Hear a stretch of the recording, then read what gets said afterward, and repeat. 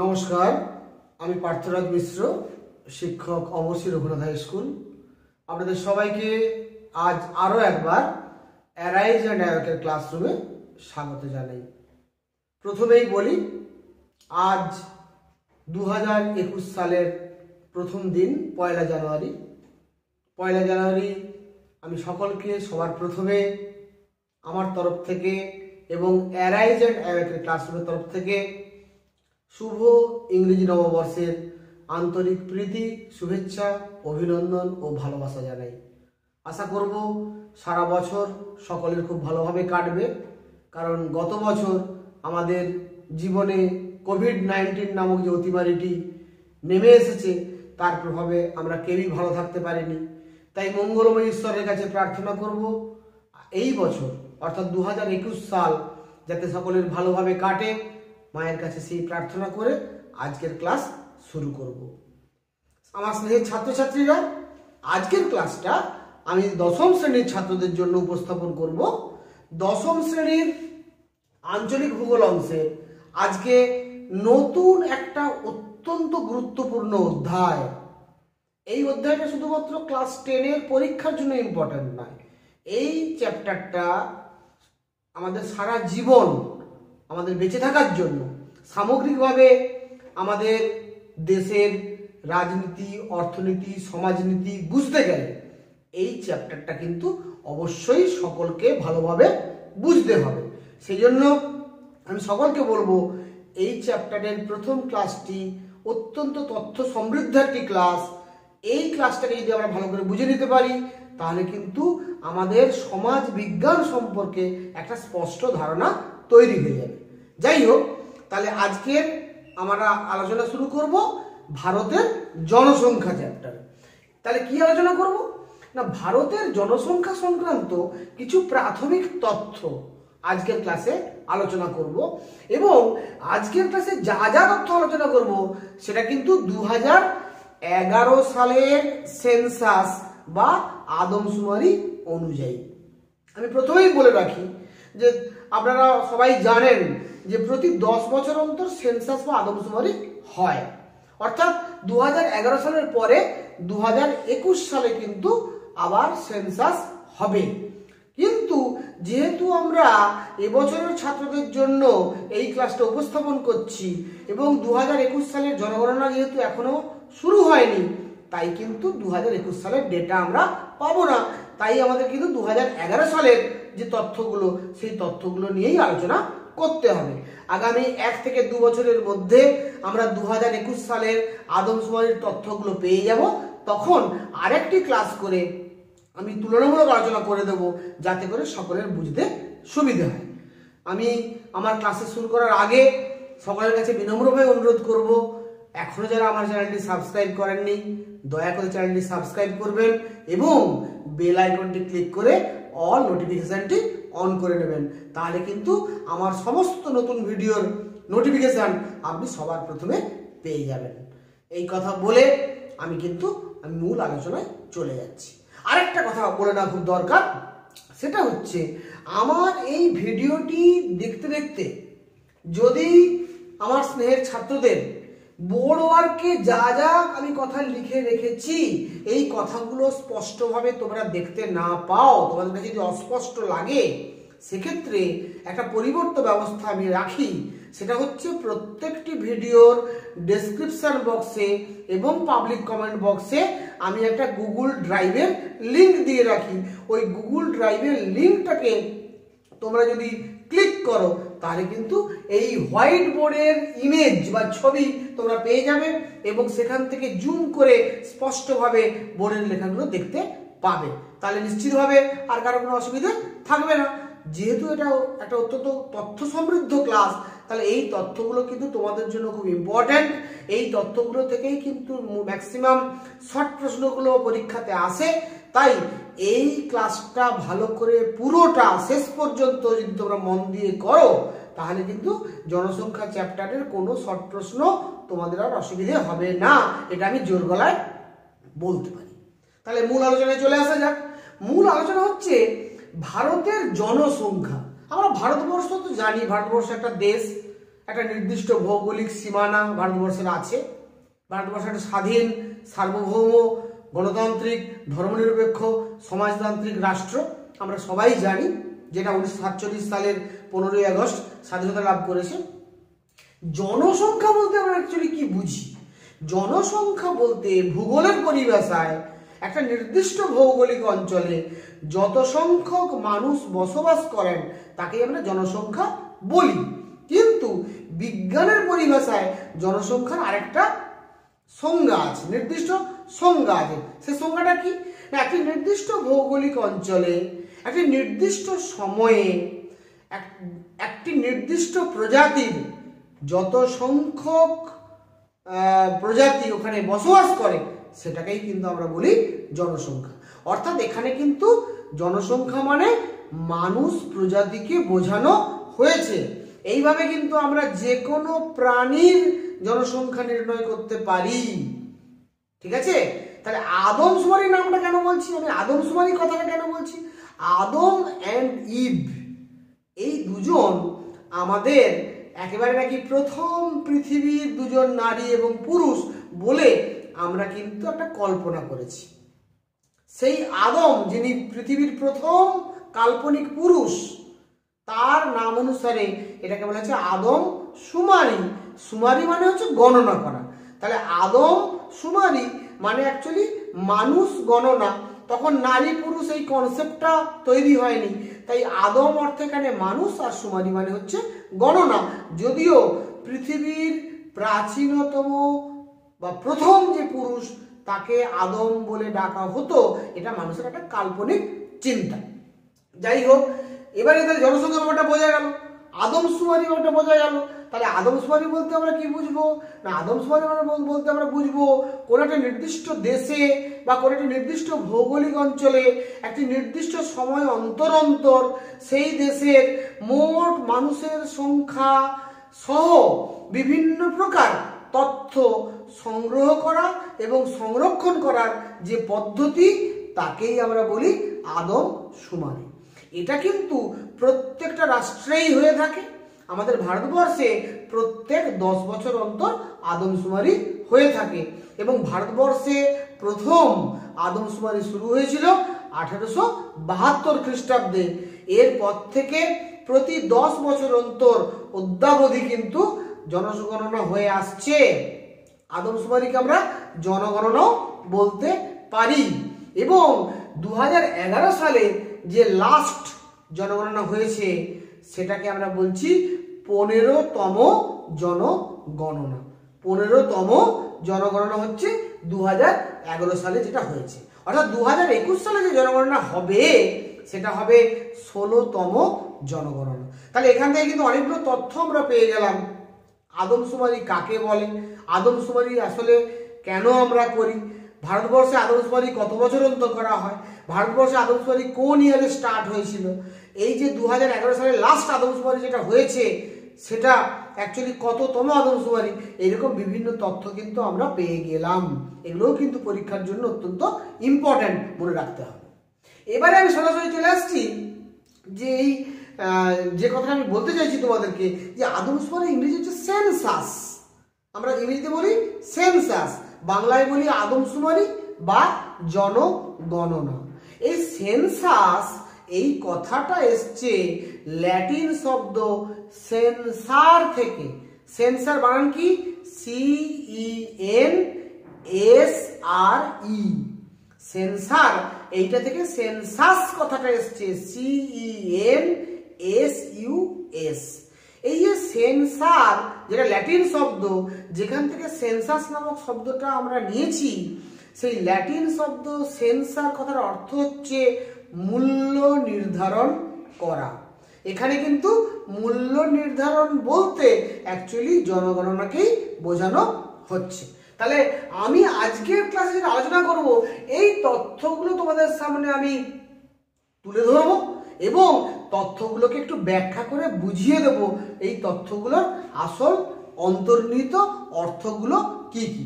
প্রথম তথ্যে চলে আসো, ভারতের মোট জনসংখ্যা কত?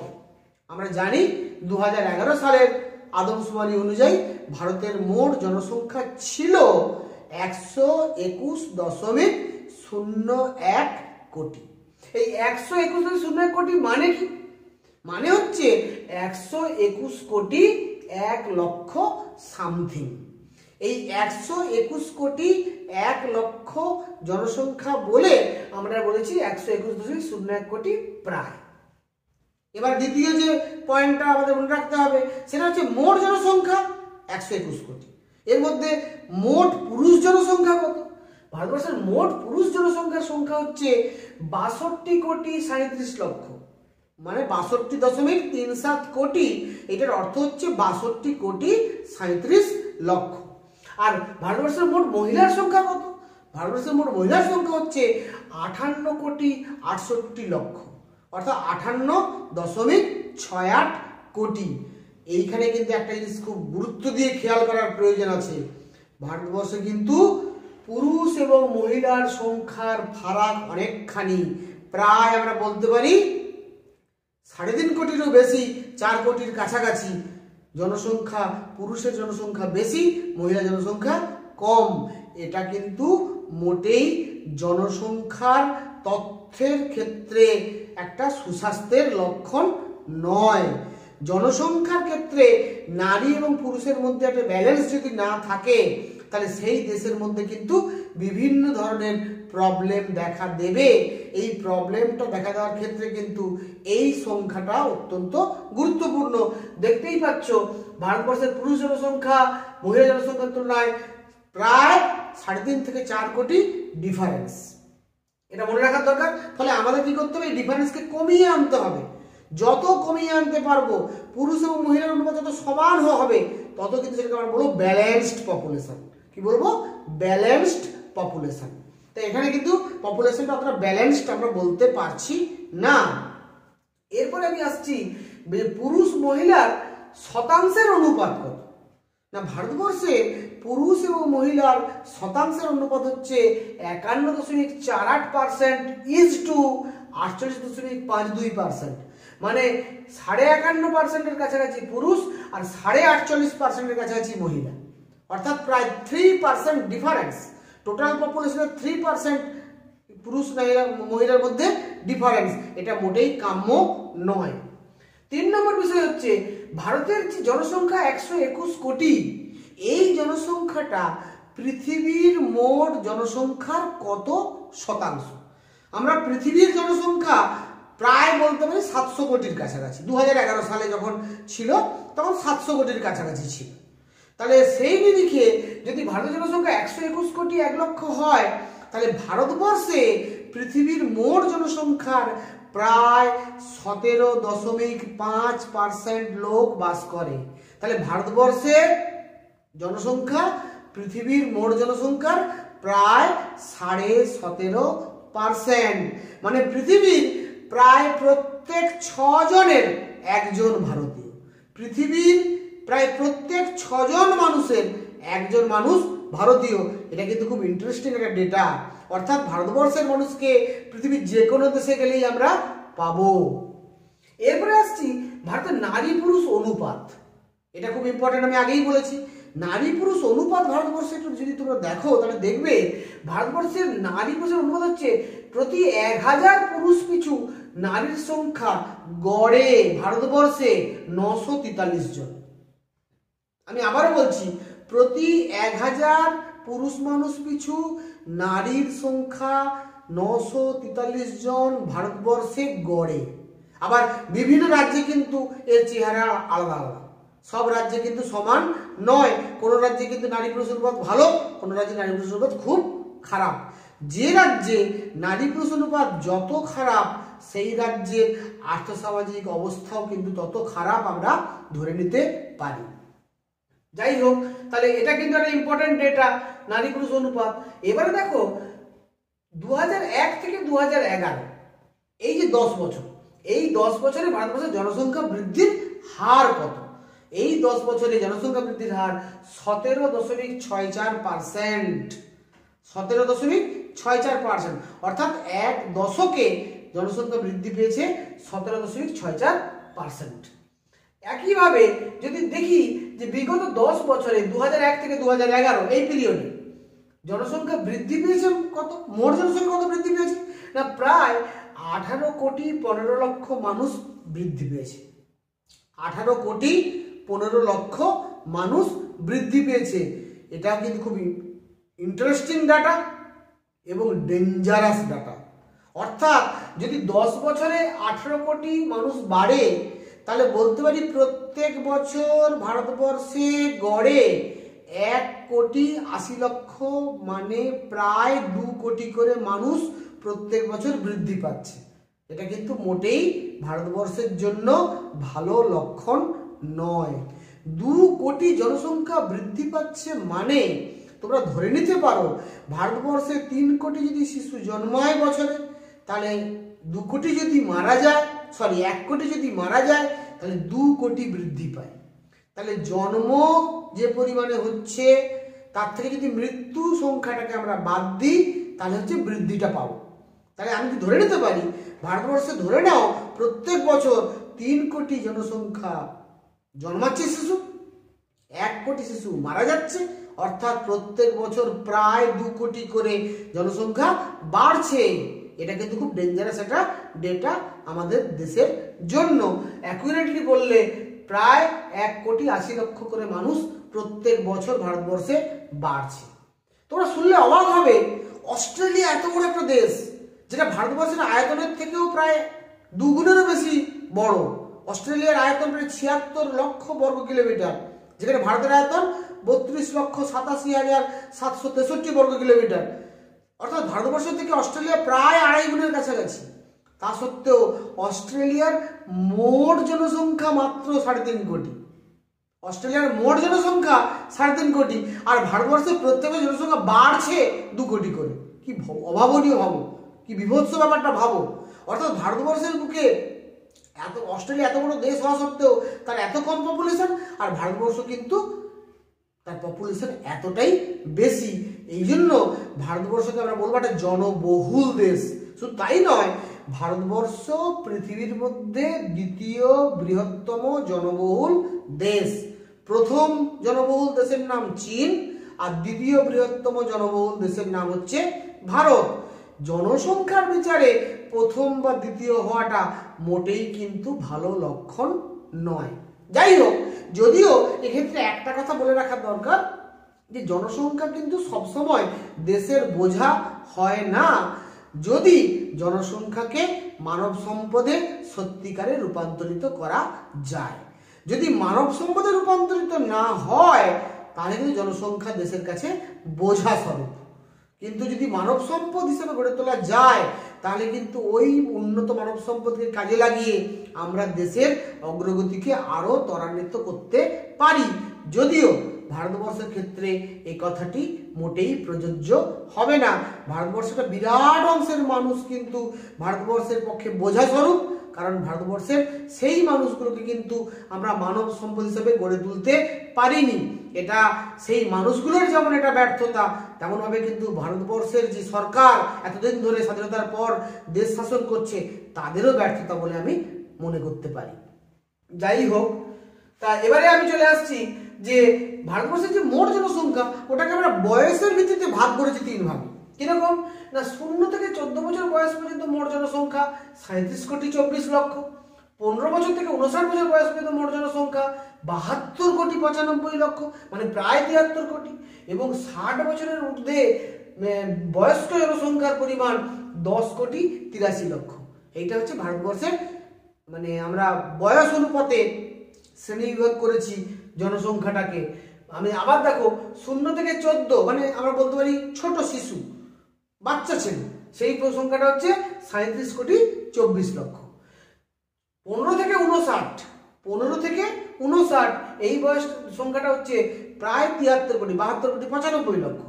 আর অ্যাবাভ 60 এটা হচ্ছে 10,83,00,000। তাহলে এইভাবে আমরা একটা আইডিয়া পেতে পারি ভারতবর্ষের এজ সেক্স পিরামিডটা কেমন হতে পারে। এরপরে আসছি ভারতবর্ষের গড় সাক্ষরতার হার। ভারতবর্ষের গড় সাক্ষরতার হার 74.04%। 74.04% 2011 সালের হিসাবে। অর্থাৎ 2011 সালের হিসাবে তখনও প্রায় 26% মানুষ নিরক্ষর। তাহলে 74.04% সাক্ষর মানে তখনও দেশের 26% মানুষ, মানে 100 জনের মধ্যে 26 জন মানুষ তখনও পর্যন্ত নিরক্ষর। এবারে সাক্ষর, এই যে কথাটা বলছি, সাক্ষরতার মাপকাঠি কি? ভারতবর্ষে সাক্ষরতার মাপকাঠি কিন্তু অত্যন্ত দুর্বল।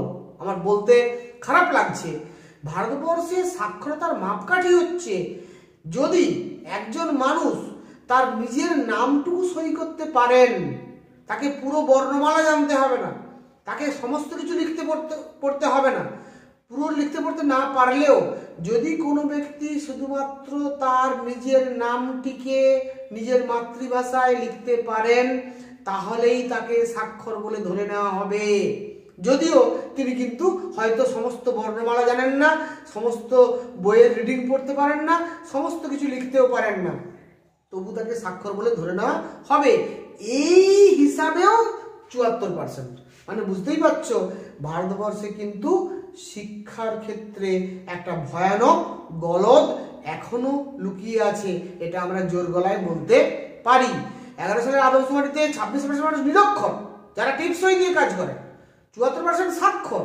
আবার সাক্ষরতার মাপকাঠি যেহেতু অত্যন্ত দুর্বল, তাই এই সাক্ষরতা এটাকে আমি শিক্ষিত জনসমাজ বলে বলতে পারি না বা দাবি করতে পারি না।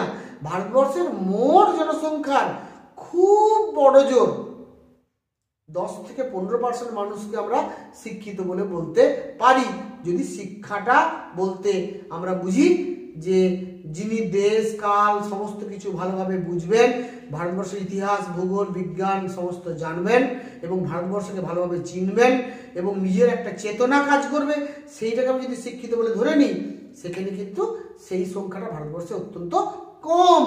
এটা ভারতবর্ষে একটা চরম দুর্বলতার জায়গা।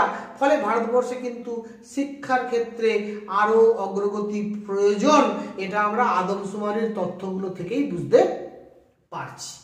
এবারে চলে আসছি ভারতবর্ষের পুরুষ সাক্ষরতার হার কত। গড় সাক্ষরতা 74, পুরুষ সাক্ষরতার হার 82.14%, একটু বেশি। আবার মহিলা সাক্ষরতার হার 65.46%। তাহলে পুরুষ সাক্ষরতা অনেকটা বেড়েছে, মহিলা সাক্ষরতা কিন্তু সেই অর্থে বাড়েনি। অর্থাৎ পুরুষ মহিলা সবাই দুজন কিন্তু সমানভাবে এগোতে পারছে না। এখনো পর্যন্ত পুরুষ মহিলার কিন্তু শিক্ষার ক্ষেত্রে অগ্রগতি অনেকটা ডিফারেন্স হয়ে আছে আমরা বলতে পারি। অর্থাৎ ভারতবর্ষে এখনো আমাদেরকে স্ত্রী শিক্ষার প্রতি গুরুত্ব আরোপ করতে হবে। কিন্তু আমরা জানি ভারতবর্ষের এমনই আর্থসামাজিক অবস্থা, ভারতবর্ষের এমনই মানুষের চেতনা যে ভারতবর্ষে এখনো প্রচুর মানুষ কিন্তু কি বলবো নাবালক অবস্থায় তাদের বিয়ে দিয়ে দেওয়া হয়। ফলে তারা সাবালক হওয়ার আগেই তারা বিবাহিত হয়ে যায়, তারা হৃষ্টপুষ্ট চেহারার অধিকারী হওয়ার আগেই তারা কিন্তু মা হয়ে যায়। ফলে প্রচণ্ড অপুষ্টি নিয়ে তারা মা হতে বাধ্য হয়। ফলে যে শিশু জন্মায় তারাও অপুষ্টিতে ভোগে। ফলে স্বাভাবিকভাবে এই কম বয়সে বিবাহ, শিক্ষার অভাব, এগুলো সবটাই পুষ্টির অভাব, এটা কিন্তু ভারতবর্ষের ভবিষ্যৎ জনগণের স্ট্যান্ডার্ডের ক্ষেত্রে একটা ক্ষতিকর দিক হিসাবে গড়ে চলে আসছে, এটা আমরা জোর দিয়ে বলতে পারি। ফলে আমাদের কিন্তু স্ত্রী শিক্ষাকে আরো ডেভেলপ করতে হবে এবং আমাদেরকে সাক্ষরতাকে 100%-এ পৌঁছাতে হবে। তারপরে সঠিক শিক্ষায় শিক্ষিত মানুষের সংখ্যাকে 100%-এ পৌঁছাতে হবে। সেটা যে আমরা কবে পৌঁছাবো আমরা কেউ জানি না। স্বাধীনতা 70 থেকে 72 বছর পেরিয়ে গেছে, 73 বছর পেরিয়ে গেছে, এখনো পর্যন্ত আমাদের দেশের সাক্ষরতার হার কিন্তু মোটেই আশাব্যঞ্জক নয়। এবারে আসছি ভারতের সবচেয়ে সাক্ষর রাজ্য কোনটি। ভারতের সবচেয়ে সাক্ষর রাজ্যের নাম কেরালা, যার সাক্ষরতার হার 93.91%। আর ভারতবর্ষের সর্বনিম্ন সাক্ষরতার রাজ্যের নাম হচ্ছে বিহার, যার সাক্ষরতার হার 63.82%। মানে বুঝতেই পারছো বিহারে কিন্তু আবার গড় সাক্ষরতা যদি 63.82% হয়, তাহলে ওখানে কিন্তু মহিলা সাক্ষরতা আরো কম। বুঝতেই পারছো বিহার কিন্তু শিক্ষা দীক্ষার ক্ষেত্রে ভারতবর্ষের মধ্যে সব থেকে পিছিয়ে পড়া রাজ্য আমরা এটা বলতে পারি।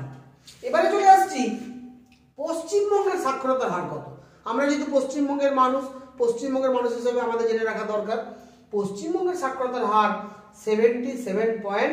0.08%। অর্থাৎ ভারতের যে গড় সাক্ষরতার হার তার থেকে কিন্তু পশ্চিমবঙ্গের সাক্ষরতার হার অনেকটা বেশি। এটা আমি বলতে পারি একটা ভালো লক্ষণ। কিন্তু আমাদের কিন্তু আত্মতুষ্টির কোনো জায়গা নেই, এখনো বহু পথ এগোতে হবে শিক্ষার ক্ষেত্রে। এরপরে আমি আসছি ভারতের কর্মে নিযুক্ত জনসংখ্যার হার কত? প্রায় 60%। আর ভারতবর্ষে কর্মে অনিযুক্ত জনসংখ্যার হার কত? 40%। অর্থাৎ 60% মানুষ কাজ করে আর 40% মানুষের হাতে কোনো কাজ নেই। তাহলে 60% কাজ করে, 40% কাজ করে না, এটাকে আমরা বলতে পারি তারা রোজগারহীন মানুষ, প্রায় বেকার মানুষ। আমরা বিভিন্নভাবে ব্যাপারটাকে ব্যাখ্যা করতে পারি। ভারতের গড় জনঘনত্ব, এই জনঘনত্ব ব্যাপারটা একটু বুঝে নিতে হবে।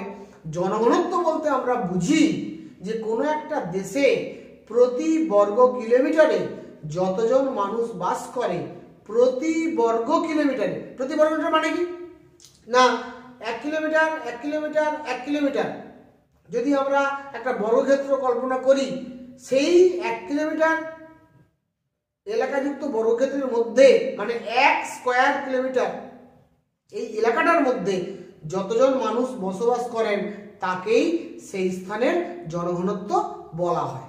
আমরা জনঘনত্ব মাপি কিভাবে না, একটা দেশের মোট জনসংখ্যাকে সেই দেশের মোট আয়তন দিয়ে ভাগ করলে যে সংখ্যাটা বেরিয়ে আসবে তাকে আমরা বলবো জনঘনত্ব। তাহলে সেই হিসাবে ভারতবর্ষের জনঘনত্ব 382 জন প্রতি বর্গ কিমিতে। এটা কিন্তু বুঝে নিতে হবে, এটা ভারতবর্ষের গড় জনঘনত্ব 382 জন প্রতি বর্গ কিমিতে। কেন এত কথাটা বলছি আমি না, এই 382 জন কিন্তু রাজ্য ভিত্তিক আবার আলাদা তথ্য আছে। কারণ সব রাজ্যের আয়তন সমান নয়, আবার সব রাজ্যের মোট জনসংখ্যাও সমান নয়। তাহলে সেই রাজ্যের জনঘনত্ব বের করতে গেলে সেই রাজ্যের জনসংখ্যাকে সেই রাজ্যের আয়তন দিয়ে ভাগ করলে বা ক্ষেত্রমান দিয়ে ভাগ করলে সেখানকার জনঘনত্ব আমরা পেতে পারি। তাহলে ভারতবর্ষের গড় জনঘনত্ব 382 জন প্রতি বর্গ কিলোমিটার হলেও বিভিন্ন রাজ্যের কিন্তু জনঘনত্বের মধ্যে প্রচুর ফারাক আমরা লক্ষ্য করতে পারি। এবার দেখো ভারতের সর্বাধিক জনঘনত্বপূর্ণ রাজ্য কোনটা? বিহার। এটা মোটেই ভালো তথ্য নয়। ভারতবর্ষের সব থেকে বেশি জনঘনত্বপূর্ণ রাজ্যের নাম হচ্ছে বিহার, যেখানে 1102 জন মানুষ বাস করে প্রতি বর্গ কিলোমিটার এলাকায়। বুঝতেই পারছো কি পরিমাণ ঘিঞ্জি জনবসতিপূর্ণ এলাকা।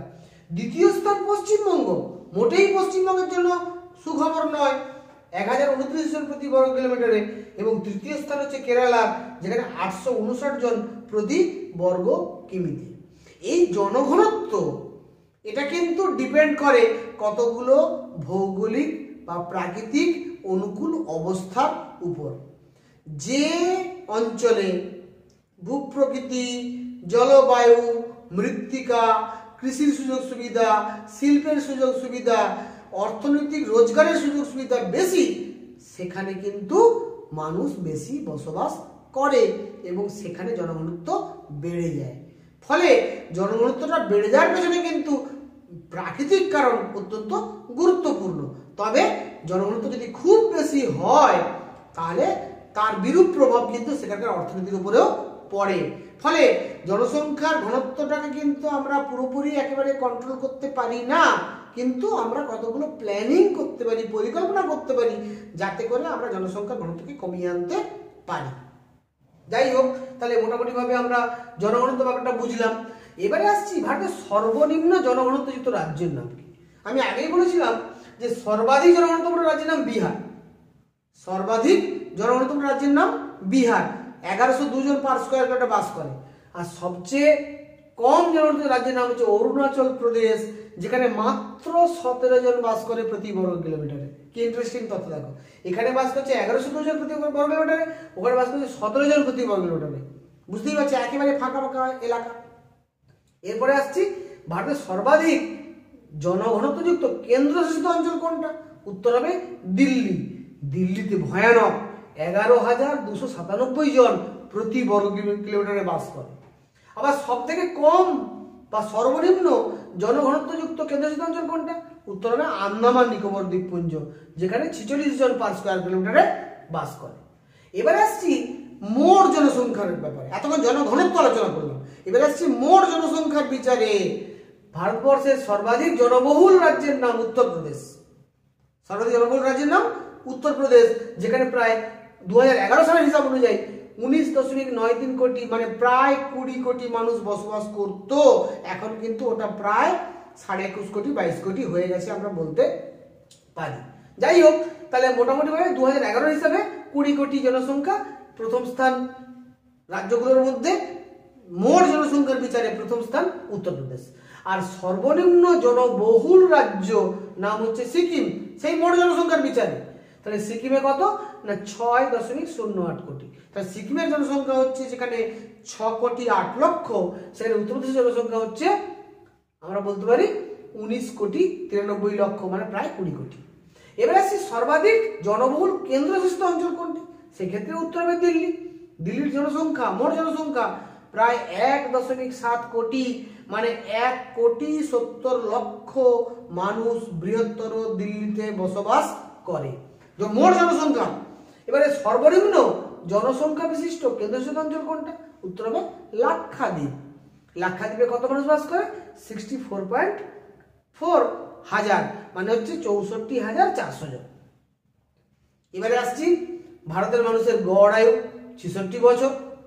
ভারতবর্ষের মানুষের গড় আয়ু 66 বছর, যদিও এখন আয়ুটা আরো কিছুটা বেড়ে গেছে, কিন্তু 2011 সালে ছিল 66 বছর।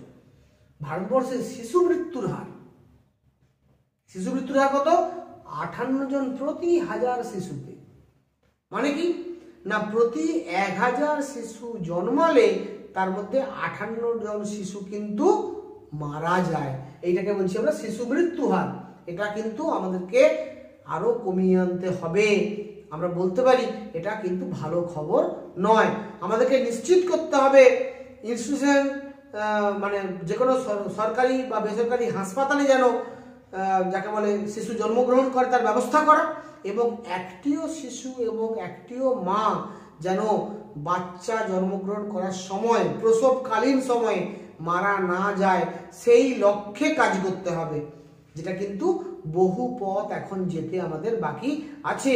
এখনো কিন্তু আমরা দেখছি প্রতি 1000 শিশুর মধ্যে 58টি শিশু কিন্তু জন্মের সময়ই মারা যায়, এবং মায়েরও বেশ কিছু মানুষের মৃত্যু হয়। ফলে এটা কিন্তু আমাদের কমাতে হবে, তবেই আমরা উন্নত দেশ হিসেবে নিজেকে পরিগণিত করতে পারব। এরপরে আসছি ভারতের সর্বাধিক শিশু মৃত্যু সম্পন্ন রাজ্য কোনগুলি। দুঃখের বিষয়, সেখানে হরিয়ানার নাম আসবে, রাজস্থানের নাম আসবে, গুজরাটের নাম আসবে। এই রাজ্যগুলোতে কিন্তু শিশু মৃত্যুর হার সর্বাধিক। অর্থাৎ এই রাজ্যগুলোর আর্থসামাজিক অবস্থা অনেক ক্ষেত্রে ভালো হলেও হতে পারে। যেমন গুজরাটের আর্থসামাজিক অবস্থা ভালো, কিন্তু গুজরাটের আর্থসামাজিক অবস্থা যতখানি ভালো, সেই অনুযায়ী অর্থনৈতিক বৃদ্ধি ঘটলেও অর্থনৈতিক উন্নয়ন ঘটেনি। তার ফলে শিশু মৃত্যুর হার, মহিলা মৃত্যুর হার, অর্থনৈতিক বৈষম্য, এক্ষেত্রে কিন্তু গুজরাট অনেকটা পিছিয়ে আছে আমরা বলতে পারি। কিন্তু সামগ্রিকভাবে যদি আমরা দেখি, তাহলে গুজরাট কিন্তু আর্থিকভাবে সম্পূর্ণ একটি রাজ্য হওয়া সত্ত্বেও তার বেশ কিছু মাপকাঠিতে গুজরাট কিন্তু পিছিয়ে আছে। এরপরে আসছি ভারতের সর্বাধিক নারী পুরুষ অনুপাত সম্পন্ন রাজ্য কোনটা? কেরালা। এটা খুব গুড নিউজ। যে রাজ্যে নারী পুরুষের অনুপাতটা যত ভালো হবে, সেই রাজ্যের মানুষের আর্থসামাজিক অবস্থা, সমাজে নারীদের স্থান, এটা কিন্তু ভালো। এটা আমাদের ধরে নিতে হবে।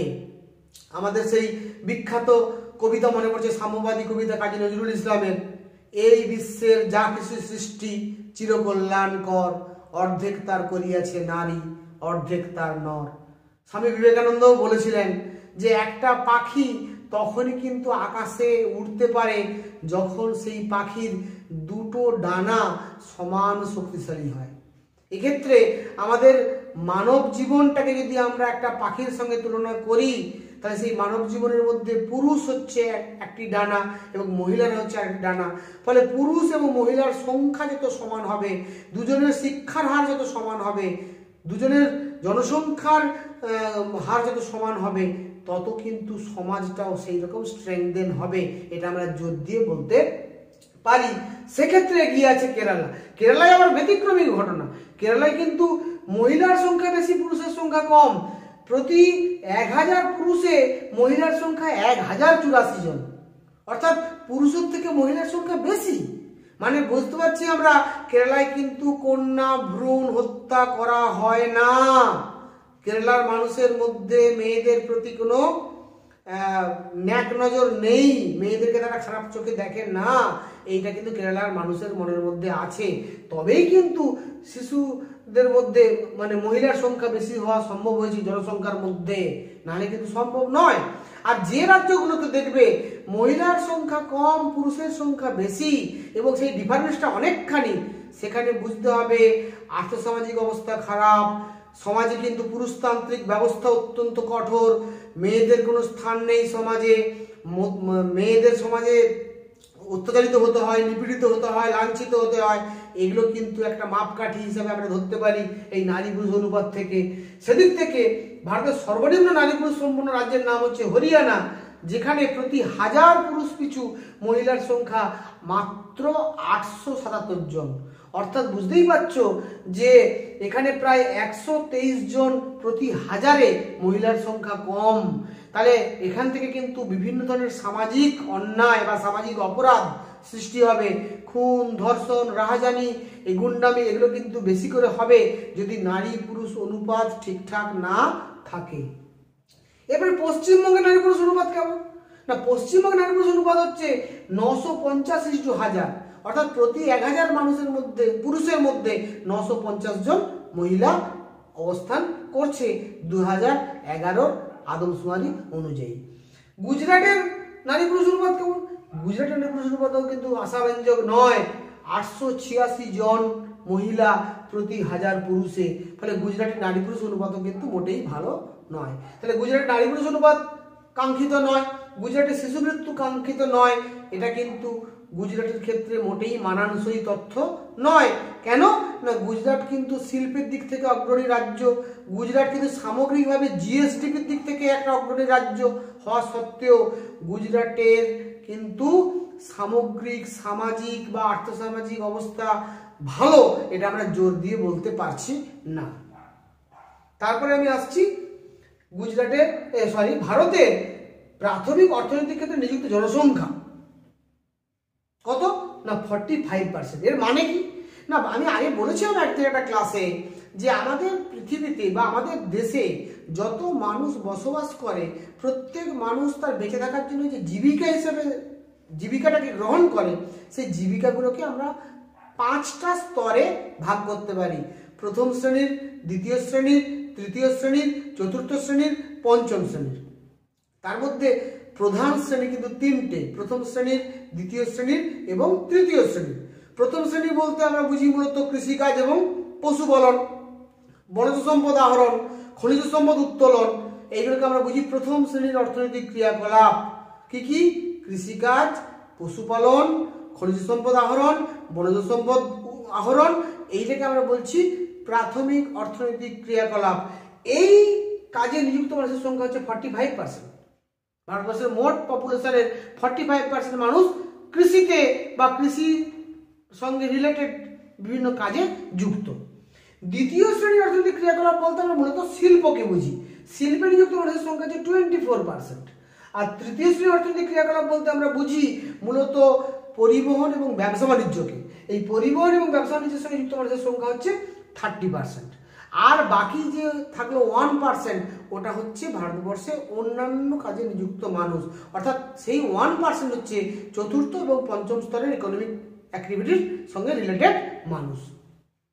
পশ্চিমবঙ্গের মোট আয়তন 88,752 বর্গ কিলোমিটার, পশ্চিমবঙ্গের মোট জনসংখ্যা 9,14,00,000, ভারতের মোট মহানগরের সংখ্যা 53টি, ভারতের বৃহত্তম শহরের নাম মুম্বাই এবং জনসংখ্যার বিচারে ভারতবর্ষ পৃথিবীতে দ্বিতীয় স্থান, চীনের স্থান প্রথম। এবং একটা কথা অত্যন্ত দুঃখের সঙ্গে বলে রাখতে হচ্ছে, চীন কিন্তু তার জনসংখ্যার বৃদ্ধিকে অনেকটা কন্ট্রোল করে নিতে পেরেছে। ভারতবর্ষে জনসংখ্যা বৃদ্ধির হার এখনো কিন্তু খুব খারাপ জায়গাতেই আছে। ভারতবর্ষের জনসংখ্যা বৃদ্ধির হার যে পর্যায়ে দাঁড়িয়ে আছে, আগামী কয়েক বছরের মধ্যেই ভারতের পপুলেশন চীনের পপুলেশনকেও ছাড়িয়ে যাবে। অর্থাৎ ভারতবর্ষ পৃথিবীর মধ্যে এক বৃহত্তম জনবহুল দেশে রূপান্তরিত হবে, এটাও কিন্তু ভারতবর্ষের একটা ব্যর্থতা বলে আমরা ধরে নিতে পারি। জনসংখ্যায় পৃথিবীতে প্রথম হওয়া এটা কিন্তু মোটেই কোনো সংস্কৃতি সম্পন্ন কথা হতে পারে না। তাই আমাদের একদিকে যেমন জনসংখ্যাকে নিয়ন্ত্রণ করতে হবে, পরিবার পরিকল্পনাকে রূপায়ণ করতে হবে, সরকারকে উদ্যোগ নিতে হবে শিক্ষার উন্নয়ন ঘটানোর জন্য, শিক্ষার পরিকাঠামো বৃদ্ধির জন্য, সত্যিকারের শিক্ষায় শিক্ষিত মানুষের সংখ্যা বৃদ্ধির জন্য সচেষ্ট হতে হবে।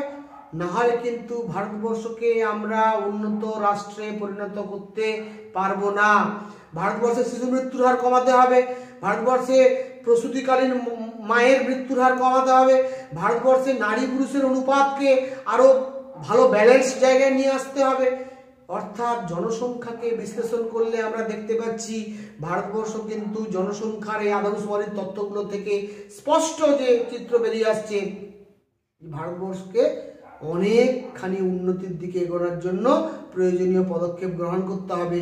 বিশেষত শিক্ষার ক্ষেত্রে, বিশেষত পুষ্টির ক্ষেত্রে, বিশেষত খাদ্য বন্টনের ক্ষেত্রে, অর্থনৈতিক বৈষম্যের ক্ষেত্রে, ক্ষুধা নিরাময়ের ক্ষেত্রে ভারতবর্ষকে বহু কাজ করতে হবে। নাহলে আমরা কোনোভাবেই ভারতবর্ষকে উন্নত ভারতবর্ষে রূপান্তরিত করতে পারবো না। আমার স্নেহের ছাত্রছাত্রীরা, আমি তোমাদেরকে জনসংখ্যা পড়ানোর পাশাপাশি ভারতবর্ষের অর্থনৈতিক অবস্থা বিশ্লেষণ করে সামগ্রিকভাবে ভারতবর্ষের আর্থসামাজিক অবস্থাটা বোঝানোর চেষ্টা করলাম।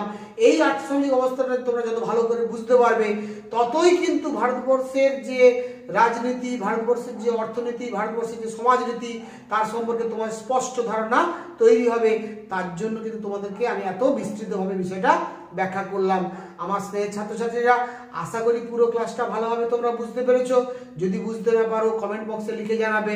যদি ভালো লাগে অবশ্যই লাইক করবে, বন্ধুদের সঙ্গে শেয়ার করবে এবং আমার চ্যানেলটি সাবস্ক্রাইব করবে। এই আশা রেখে সবাইকে আরও একবার নতুন ইংরেজি বছরের শুভ নববর্ষের আন্তরিক প্রীতি, শুভেচ্ছা, ভালোবাসা জানিয়ে নতুন বছর সবার ভালো কাটুক এই আশা রেখে আজকের ক্লাস এখানেই শেষ করছি। Thank you very much.